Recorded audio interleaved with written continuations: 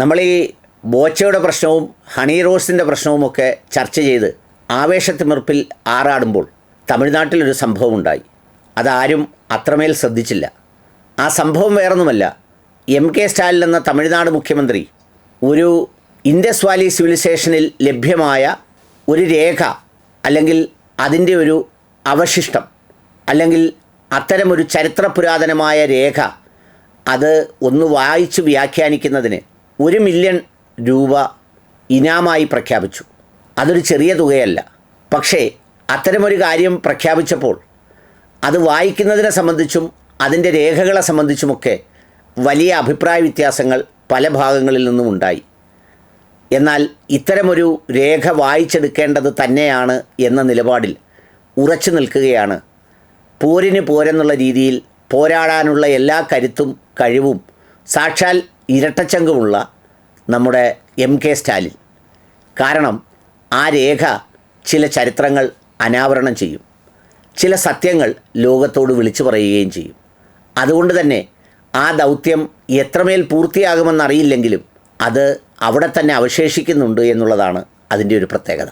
1500-3000 കാലഘട്ടത്തിൽ, അതായത് BC, ആ കാലഘട്ടത്തിൽ ജീവിച്ചിരുന്ന മനുഷ്യരുടെയും ചരിത്രങ്ങളുടെയും അത്തരം കാര്യങ്ങളൊക്കെ വളരെ വിശദമായി രേഖപ്പെടുത്തപ്പെട്ട ഒരു ഡോക്യുമെൻ്റാണ് 1924 അന്നത്തെ ആർക്കിയോളജി സർവേ ഡയറക്ടറായ ജോൺ മാർഷൽ ഒരു സെപ്റ്റംബറിൽ പ്രസിദ്ധപ്പെടുത്തിയത്.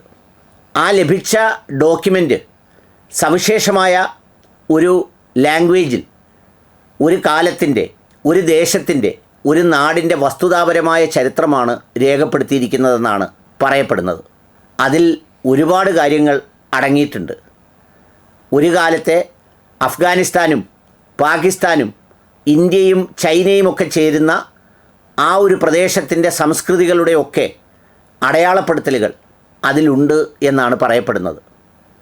അത് ആർക്കിയോളജി ഡിപ്പാർട്ട്മെൻറ്റിൻ്റെ കയ്യിലാണെങ്കിലും 1 മില്യൺ രൂപ അത് വായിച്ച് വ്യാഖ്യാനിക്കുന്നവർക്ക് സമ്മാനത്തുകയായി പ്രഖ്യാപിച്ചത് എം.കെ. സ്റ്റാലിനാണ്.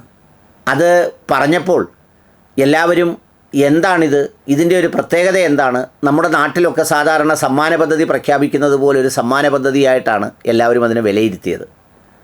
യഥാർത്ഥത്തിൽ അത്തരമൊരു പ്രഖ്യാപനം ലോകത്തെ ചരിത്രകാരന്മാർക്കിടയിൽ വലിയ വാഗ്വാദങ്ങൾക്കിടയാക്കി.